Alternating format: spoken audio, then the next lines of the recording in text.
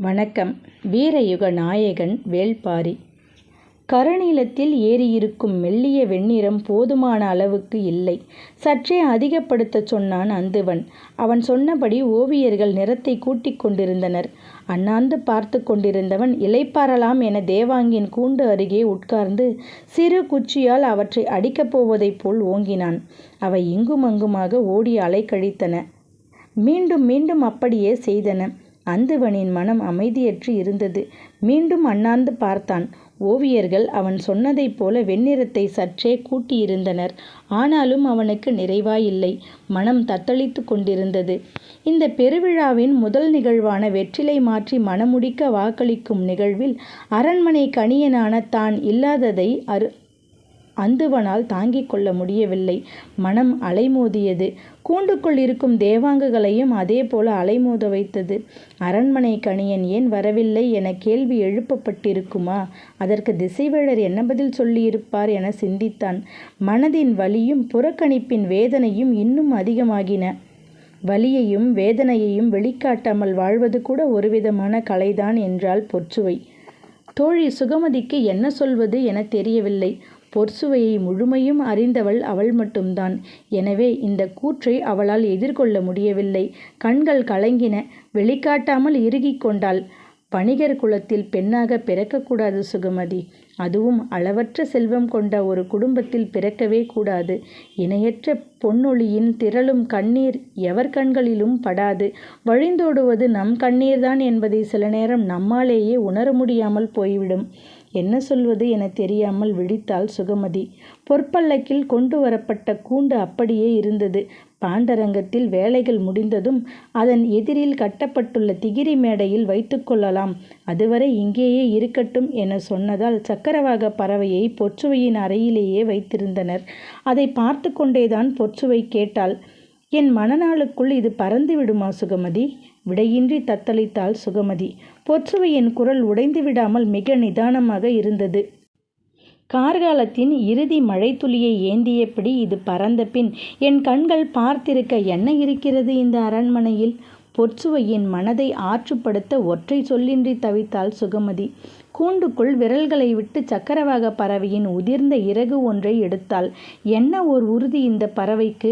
மழை நீரை மட்டுமே அருந்துவேன் என. நம்மால் தான் எந்த உறுதிப்பாட்டையும் கொண்டிருக்க முடியவில்லை. சுகமதி அமைதியாக கேட்டு கொண்டிருந்தாள். உள்ளுக்குள் கிடக்கும் 1000 சொற்களை வெளியில் கொட்டுவதுதான் பொற்சுவைக்கு இப்போது தேவை. எனவே அவள் எவ்வளவு பேச முடியுமோ அவ்வளவு பேசட்டும் என காத்திருந்தாள் சுகமதி. நானும் உறுதியேற்றிருப்பேன். கடற்புயல் மட்டும் என் அண்ணனை காவு கொள்ளாமல் இருந்திருந்தாள். அவனின்றி நான் யாரை நம்பி உறுதியேற்பது? சுகமதி எவ்வளவோ முயன்றும் அவளுடைய கண்ணீரை கட்டுப்படுத்த முடியவில்லை. ஆனால் மறைத்து கொள்ள முடிந்தது. என் தாயின் மரணம் கூட எனக்கு நினைவில்லை. அப்போது நான் சிறு பிள்ளை. ஆனால் விரல் பிடித்து எனக்கு வாழ்வை சொல்லிக் கொடுத்தவன் என் அண்ணன்தான். நான் காதல் கொண்டதை அவனிடம் சொன்னபோது அவனுக்குள் ஏற்பட்ட மகிழ்வை வர்ணிக்க வார்த்தைகள் இல்லை. சாவக பயணம் முடித்து வந்ததும் நானே தந்தையிடம் சொல்லி இதற்கான ஒப்புதலை பெறுவேன் என்றான். ஆனால் எல்லாவற்றையும் ஒரு புயல் அடித்து கொண்டு போனது. சுகமதி எதுவும் சொல்லாமல் கேட்டு கொண்டிருந்தாள். நான் அமைதியை குலைக்காமல் இருப்பதுதான் சரி. ஏனென்றால் பொற்சுவை பேசிக் கொண்டிருப்பது என்னோடு அல்ல, அவளின் ஆழ்மனதோடு. இந்த உரையாடல் ஏதோ ஒரு வகையில் அவள் மேலெழுந்து வர உதவியாக இருக்கும் என எண்ணினாள். நான் மிகவும் உறுதியானவள் என சிறு பிள்ளையிலிருந்து பாராட்டப்பட்டுள்ளேன். என் உறுதியின் மீது எனக்கு நம்பிக்கை வரவைக்க ஏதாவது வழியுண்டா சுகமதி? பேச வேண்டிய இடம் இதுதான் என சுகமதிக்கு தோன்றியது. உண்டு இளவரசி. என்ன? உங்களை கலங்கடிக்கும் எதையும் உங்களுக்குள் அனுமதிக்காதவர்தான் நீங்கள். அதனால்தான் காதலையும் உங்களுக்குள் எளிதில் அனுமதிக்கவில்லை. ஒரு ஆண் உங்களின் காதலை பெற எவ்வளவு காலமானது என்பதை நான் அறிவேன். இப்போது அதே போல உங்களை கலங்கடிக்கும் எதையும் உங்களுக்குள் அனுமதிக்காதீர்கள். அசட்டு சிரிப்போடு பொற்சுவை கேட்டால், புதிய விற்பனை அனுமதிக்காதே என்கிறாயா? சுகமதி நடுங்கி போனாள். நான் எண்ணங்களை சொல்கிறேன், அலைக்கழிக்கும் நினைவுகளை சொல்கிறேன்.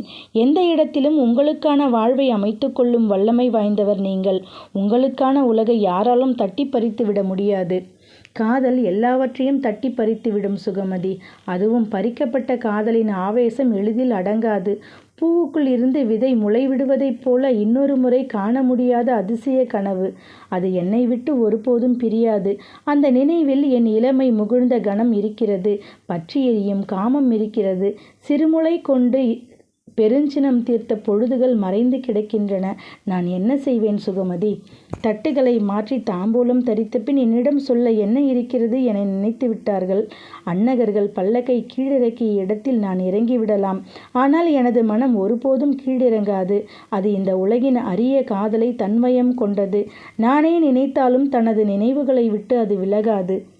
நினைவுகளை விட்டு ஒருபோதும் அகலாத நாளாக இந்த நாள் இருக்கப் போகிறது என்பது எல்லோருக்கும் தெரியும். ஏனென்றால் இந்த மண்ணில் நடக்கும் ஒரு திருமணத்துக்கு யவனர்கள் பெரும் ஏற்பாட்டோடு வந்து பரிசுகள் வழங்கி மரியாதை செய்வது இதுவே முதன்முறை. நூற்றாண்டுக்கும் மேலாக நீடிக்கும் இந்த வணிகத்தில் இன்றைய நாள் மிகவும் சிறப்பு வாய்ந்தது. யவன பெருவணிகன் வெஸ்பானியன் தலைமையில் அவர்கள் அணிதிரண்டு வந்துள்ளனர். 6க்கும் மேற்பட்ட நாவாய்களில் அரச பிரதிநிதிகள், வணிகர்கள், துறைமுக பொறுப்பாளர்கள் என பலரும் வந்து இறங்கினர். குறிப்பாக ஹிப்பாலஸ் வந்துள்ளான். கடற்பயணத்தின் சாகச தளபதி என யவனர்களால் கொண்டாடப்படுபவன். அவன் வருகை துறைமுகங்களில் தனித்த விழாவாக கொண்டாடப்படும் என்று கடலொடிகள் சொல்வார்கள். வைப்பூர் வந்து இறங்கிய எல்லோரும் மதுரைக்கு அருகில் உள்ள யவனச்சேரியில் நன்றாக ஓய்வெடுத்து தங்களின் வழக்கப்படி இந்த திருமணத்தை கொண்டாடி கழிக்க அரச மாளிகைக்குள் நுழைந்தனர். வட்டுடை வீரர்கள் புடைசூழ யவன பேரழகிகள் கைகளில் பரிசு தட்டை ஏந்தி வர வெஸ்பானியன், ஹிப்பாலஸ், கால்பா, பிலிப், எபிரஸ், திரேஷியன் என பலரும் வந்தனர். அரண்மனையின் நடுமண்டபத்தில் அவர்களின் வருகையை எதிர்பார்த்து பேரரசரும் சூழ்கடல் முதுவனும் வீற்றிருந்தனர். மதுரையின் எல்லா திசைகளிலும் இரவு பகலாக கொண்டாட்டங்கள் தொடர்ந்து கொண்டிருந்தன. யவனர்கள் வந்து இறங்கியதிலிருந்து கொண்டாட்ட பேரொலியை கேட்டுக்கொண்டுதான் இருக்கிறார்கள். ஆனால் இவையெல்லாம் அரண்மனைக்குள் நடக்கும் கொண்டாட்டத்துக்கு ஈடாகுமா? அவர்கள் நுழைந்த கணத்திலிருந்து இன்றைய நாளின் கொண்டாட்டம் தொடங்கியது. தங்களுக்கான வரவேற்பை ஏற்றுக்கொண்ட பின் வெஸ்பானியன் அறிவித்தான். இந்த திருமணத்தை முன்னிட்டு எம் அரசர் பொன்னாணயம் ஒன்றை வெளியிட்டுள்ளார். உங்களின் தலைசிறந்த உயிரினமான யானையை அதில் பொறித்துள்ளார். இந்த நாணயத்துக்கு மீனாள் என பெயர் சூட்டி இந்த பாண்டிய அரசை பெருமைப்படுத்தியுள்ளார் என அறிவித்து தங்கத்தட்டிலுள்ள நாணயங்களை பேரரசரின் முன்னும் சூழ்கடல் முதுவனின் முன்னும் நீட்டினர். அவர்கள் வியப்பு குறையாமல் அதை நீண்ட நேரம் பார்த்தனர். நார்சுதிர வடிவின் நடுவே அச்சுப்பதிக்கப்பட்ட யானை ஒன்று ஒளிவீசி மின்னியது. அதன் மேல் மீனாள் என யவனத்தில் எழுதியிருந்ததை சூழ்கடல் முதுவன் வாசித்து சொல்ல அகமகிழ்ந்தார் பேரரசர். அந்த நாணயங்களை தன் இரு கைகளாலும் அள்ளி அவையை நோக்கி வீசினார். உற்சாக பேரொளி எங்கும் எதிரொலித்தது. 100 கால் மண்டபத்தின் ஆடலரங்கு இதுவரை இல்லாத பேரலங்காரத்தை கொண்டிருந்தது. விருந்தினர்கள் முன்புறமும் இருந்து மேடையை பார்த்தபடி அமர்ந்திருந்தனர். மேடையின் முன்னேற்றியில் 4 வகை முரசுகள் வைக்கப்படுவதற்கான கட்டில்கள் முதலில் கொண்டு வரப்பட்டன. அதன்பின் வட்ட வடிவ முறிகள் கொண்டு வரப்பட்டன. அவற்றைத் தொடர்ந்து முரசங்கள் எடுத்து வந்தனர். தன்னந்தனியாக ஒற்றை மனிதன் ஒழுங்கற்ற ஆடையை அலங்காரமாக போர்த்தி கொண்டு உள்நுழைந்தான். உள்நுழையும் கட்டியங்காரனை பற்றி மொழிபெயர்ப்பாளர்கள் யவனர்களுக்கு அறிமுகம் செய்தனர்.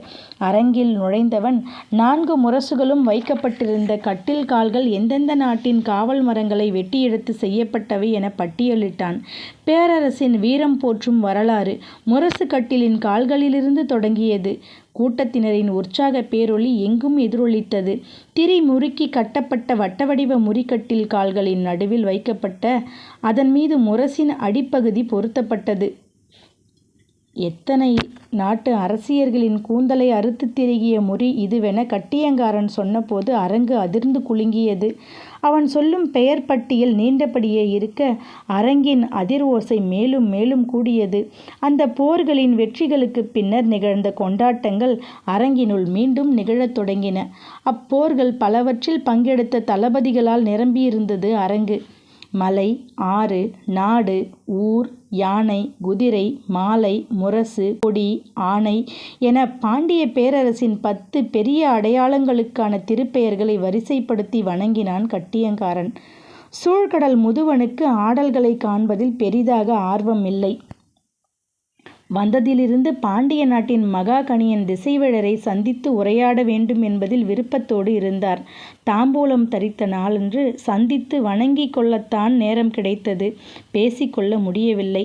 இந்த நேரத்தை அதற்கு பயன்படுத்தலாம் என எண்ணியவர் உதவியாளர்களிடம் அவரின் மாளிகைக்கு அழைத்து செல்ல உத்தரவிட்டார். அரண்மனையின் தென்திசை மாளிகையில்தான் அவர் தங்கியிருந்தார்.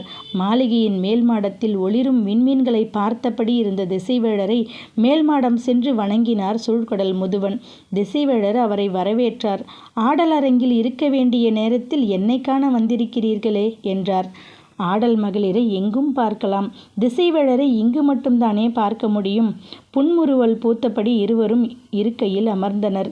இந்த விரிந்த வானத்தை எங்கும் பார்க்கலாம், ஆனால் இத்தனை கலைஞர்கள் பங்கெடுக்கும் ஆடல் நிகழ்வை இந்த அரங்கில்தானே பார்க்க முடியும். நீங்கள் ஏன் அங்கு வராமல் இங்கு அமர்ந்திருக்கிறீர்கள் என எதிர்வினாவை எழுப்பினார் சூழ்கடல் முதுவன். திசைவேழரின் உதட்டில் மெல்லிய சிரிப்பு ஓடியது. இருவரும் எதிரெதிர் இருக்கையில் அமர்ந்திருந்தனர். எங்கிருந்தும் வானத்தை பார்க்கலாம், ஆனால் எங்கிருந்து பார்க்கிறோம் என்பதுதானே முக்கியம். நீங்கள் இருக்கும் இடத்திலிருந்து வானத்தை பார்க்கும் கோணமும் நான் இருக்கும் இடத்திலிருந்து வானத்தை பார்க்கும் கோணமும் வெவ்வேறானவை.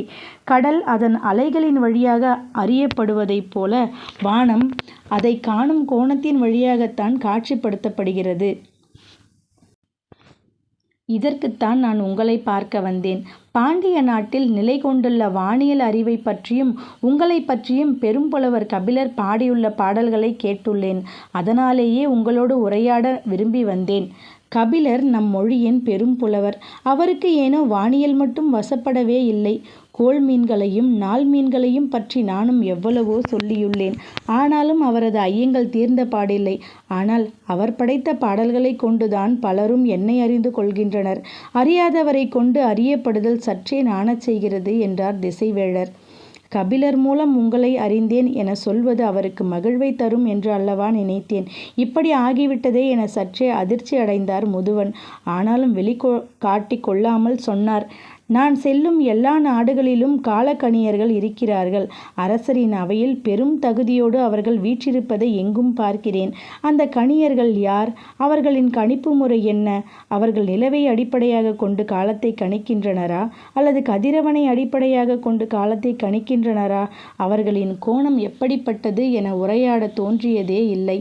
காலம் முழுக்க கடலில் கிடக்கும் நமக்கு அரண்மனை வாசிகள் சொல்ல ஒன்றுமில்லை என்றுதான் தோன்றும். ஆனால் பாண்டிய பேரரங்கில் எண்ணிலடங்காத கலைஞர்கள் சுழன்றாடும் ஆடல் நிகழ்வை விட்டுவிட்டு உங்களை காண என் மனம் உந்தி தள்ளியதற்கு காரணம் கபிலர் பாடிய பாடல்கள்தான். அவருக்கு வானியலை கணிக்க முடியாமல் இருக்கலாம், ஆனால் உங்களை சரியாக கணித்திருக்கிறார் என்றே நினைக்கிறேன். சட்டென திசைவேழரிடமிருந்து மறுமொழி வந்துவிடவில்லை. சிறிது நேரத்திற்கு பின் சொன்னார். நம் மொழி ஆசான்கள் எல்லோருமே வானியல் ஆசான்களாக இருந்துள்ளனர். கோள்களின் பெயரையே நாள்களின் பெயராக சூட்டினர். விண்மீன் கூட்டங்களுக்கு சூட்டிய பெயரையே மாதங்களுக்கும் சூட்டினர். இது வெறும் பெயர் சூட்டல் அல்ல, வானியல் அச்சை வாழ்வுக்குள் பொருத்தும் செயல். இந்த பெரும் கால சுழற்சிக்குள் தான் நமது ஒவ்வொரு நாளும் சுழல்கிறது என்ற உண்மையை நாள் தவறாமல் எடுத்துச் சொல்லும் பேரறிவு. இயற்கையின் சுழல் தட்டில் அமர்ந்து புதுவிசை கொண்டு சுழலும் உயிரினம் நாம். இந்த பேரறிவின் தொடர்ச்சியை பாணர்களிடமிருந்து நான் காண்கிறேன். ஆனால் எழுத்து கற்ற புலவர்களிடம் இது இல்லை. காலத்தின் அறிவு கணியர்களுக்கானது என புலவர்கள் நினைக்கின்றனரோ என தோன்றுகிறது. அதுதான் எனது கவலை என்றார். திசைவேழரின் மறுமொழி முற்றிலும் வேறு ஒரு பார்வையை கொண்டிருக்கிறது. அது சூழ்கடல் முதுவனை மேலும் சிந்திக்க தூண்டியது. ஆர்ப்பரித்து எழும் பெருங்குரல் அடங்கவே இல்லை. 100 கால் அரங்கு திணறியது. கட்டியங்காரனின் குரல் அனைவரையும் துடிப்பு நிலைக்கு மேல் ஏற்றி கொண்டிருந்தது. ஆடை, அணி, உண்டி, தாம்பூலம், நறுமணம், காமம், இசை, கொண்டாட்டம் என என்னும் எண்வகை இன்பத்தில் திளைக்கத் தொடங்கியது அரண்மனை வளாகம். இந்த இரவு பேரின்பத்தின் இரவு.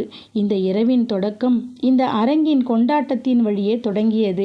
7 வகை முழவுகளின் மேடையின் இடதுபுறம் வரிசையாக வைக்கப்பட்டிருந்தன. ஆடல் கற்பிப்போன், இசையோன், பாடலாசிரியன், குழலோன், யாழ் வல்லுநர்கள் என எண்ணற்ற கலைஞர்கள் மேடையில் நிறைந்திருந்தனர். கட்டியங்காரன் தன் குரலை உயர்த்தி சொல்லவும் திரைச்சீலைகள் அகலத் தொடங்கின. எல்லோரின் கவனமும் மேடையில் குவிந்தது. ஏற்றப்பட்ட சிறு விளக்கின் வழியே பொன்னிற ஒளி சிந்திக் கொண்டிருந்தது. 100 நரம்புகள் கொண்ட 3 யாழ்கள் மேடையின் 3 புறமும் இருந்தன. யாழை மீட்ட அருகே வந்த பெண் கலைஞர்கள் நரம்பின் மீதும் தம் விரலை மெல்ல நகர்த்தினர். அதிரும் நரம்பின் வழியே இசை கசியத் தொடங்கியது. கூட்டத்தில் ஆர்ப்பரிக்கும் குரல் மெல்ல ஒடுங்கத் தொடங்கிய போது நடன மங்கைகள் 7 வந்து நடுக்களம் இறங்கினர். ஒரு மெல்லிய வட்டமடித்து அறுவரும் உட்கார நடுவில் ஒருத்தி நின்று கொண்டிருந்தாள். யாழிசை நின்றுவிட்டது. பிற இசைக்கருவிகள் எவையும் இசைக்கப்படவில்லை. விளக்கின் நாவுகள் தவிர மேடையில் அசையும் பொருள் எதுவும் இல்லை. நடுவில் நிற்பது சிலையாக புலப்பட்டது.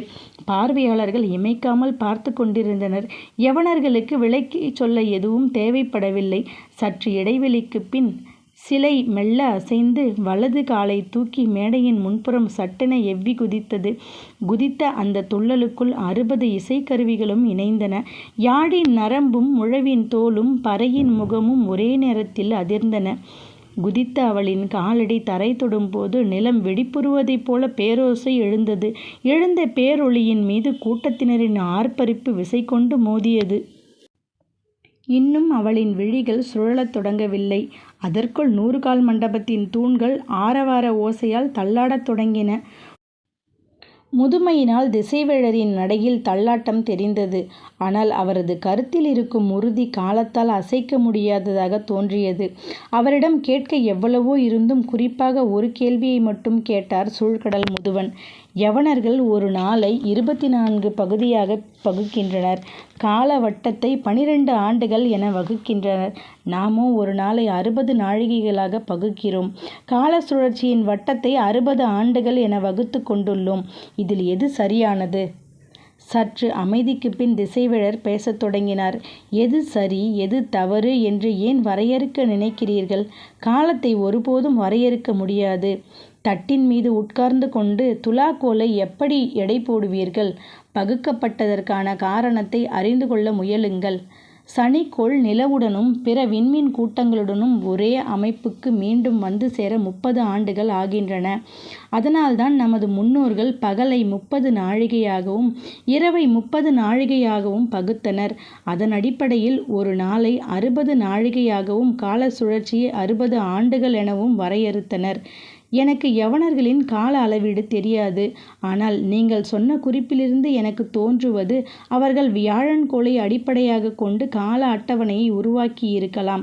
வியாழன் ஒரு சுழற்சியை முழுமை கொள்ள 12 ஆண்டுகள் ஆகின்றன. அதையே சுழற்சி வட்டமாக வரையறுத்திருக்கலாம். அதன் அடிப்படையிலேயே பகலை 12 பகுதிகளாகவும் இரவை 12 பகுதிகளாகவும் பிரித்திருக்கலாம் என தோன்றுகிறது. இதில் எதை பின்பற்றுவது பொருத்தம்? உனக்கு எது தேவைப்படுகிறதோ அதை எடுத்துக்கொள். உழவனுக்கு கதிரவனும் வணிகனுக்கு விண்மீனுமே அதிகம் தேவைப்படுகின்றன. இது பொதுவானது. எல்லா வணிகனின் தேவையும் ஒன்றல்லவே. கடல் வணிகனின் தேவை இன்னும் அதிக துல்லியத்தை எதிர்பார்க்கக்கூடியது. எனவே உங்களுக்கானதை நீங்கள் தேர்வு செய்து கொள்ளுங்கள். திசைவேழரின் மறுமொழி கேட்டு முதுவன் மெய்சிலிர்த்தான். என்ன ஒரு பரந்த அறிவு! இயற்கைக்கு முன் குறுகி நிற்கும் தன்னடக்கம், உண்மை எங்கிருந்தாலும் அதை ஏற்கும் மனநிலை. அதனால்தான் இவரை பேராசானாக எல்லா நாட்டில் இருக்கும் கணியர்களும் போற்றுகின்றனர். இளவரசன் புதிய விற்பனை போற்றித்தான் அந்த பாடல்கள் அமைந்திருந்தன. ஆனால் ஆடல் பாடல் அழகு என மூன்றிலும் இணை சொல்ல முடியா ஒருத்தி அதை கலை என நிகழ்த்தி கொண்டிருக்கும் போது அது கிளர்த்தும் உணர்வுக்கு அளவே இல்லை. வழக்கமான வார்த்தைகள் எதுவும் இல்லாத புது பொலிவு கொண்டிருந்தன. அவள் உச்சரிக்கும் வார்த்தைகள். சற்றே குள்ளமான புதிய விற்பனின் உருவம் கூடலில் எவ்வளவு வாகானது என அவள் பாடும்போது அவனால் இருக்கையில் எப்படி உட்கார்ந்திருக்க முடியும்? அவன் இதுவரை நுகராத வாசனை அவன் மூக்குக்கு அருகில் மனம் வீசி சுழன்றாடி கொண்டிருந்தது. புதிய விற்பனின் கண்கள் செருகின. இந்த உண்மைகள் எப்படி இவளுக்கு தெரியும் என தோன்றியது. மறுகணமே தனக்கு எப்படி இவள் தெரியாமல் போனாள் என்ற கேள்வி எழுந்தது. அதற்கு அடுத்த கணம் இவ்வளவு பேருக்கும் தெரிவதைப் போல இவள் ஏன் ஆடிக்கொண்டிருக்கிறாள் என கோபம் வந்தது. பேரழகி நீலவல்லி ஆடினாள். அவன் அடங்கினான்.